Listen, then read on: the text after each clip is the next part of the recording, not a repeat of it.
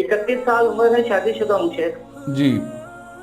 ये मैंने ख्वाब देखा है कि एक तरफ ऐसा है जैसे बहुत ज्यादा पानी या डैम होता है और साथ पहाड़ है, उस पहाड़ पे मैं चढ़ा हूँ और उसके बाद मस्जिद में गया हूँ मैं। मस्जिद में जो हमारे मस्जिद के जो मौज़िन है वो हैं, ये मैंने ख्वाब देखा है। और पहाड़ पे मैं बड़ी मुशक्कत के साथ चढ़ा हूँ।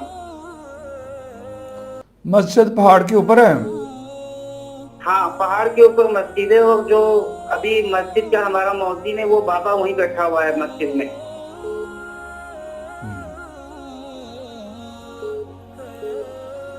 दीन पर चलने में आपको बहुत मुशक्कतें आ रही हैं, परेशानी आ रही हैं?